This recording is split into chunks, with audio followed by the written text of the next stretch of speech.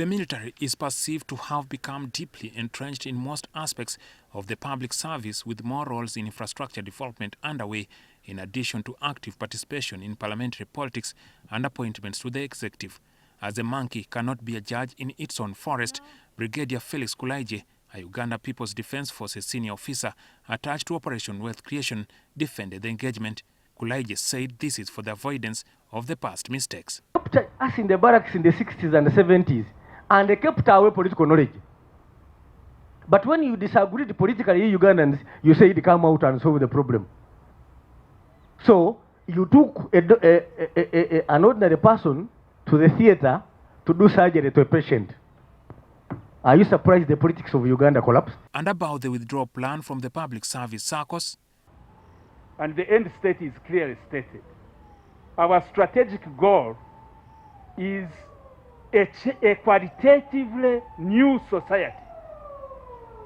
We are looking at a new society, middle class, skilled working society, and knowledge-based society. But the conundrum the state finds itself in is said to have its roots in the country's violent history of militarization. 1966 and the attack on the palace in Mengo, that was carried out by Amin. Now, in that same year, 1966, Brigadier Orwell, yes, he was born in 1966. He was a baby boy. Orwell. 50 years later, in 2016, he attacked another palace in Kasese and bombed it. So we don't learn anything, you see, and that's part of militarism.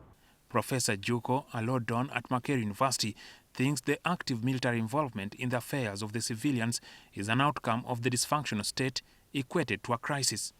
The military today, one of its biggest problems is that it is now captive to militarists. Militarists who are running this government. Okay, and if they want to be relevant, they'll have to attempt to assert their professionalism. And there are difficulties about that. The UPDF found itself pushed against the wall to justify the existence of the Operation Wealth Creation. Where does the mandate start and stop? And are soldiers there deployed on secondment? Is it an arm of Ministry of Defense? If the military is illegally constituted, as the UPDF is, then when it undertakes an operation, it does not require a law first. You should rightly put it, Operation Wealth Creation. The deliberations are an input into the development of a comprehensive research work on contribution of the military and the implications for human rights and democracy.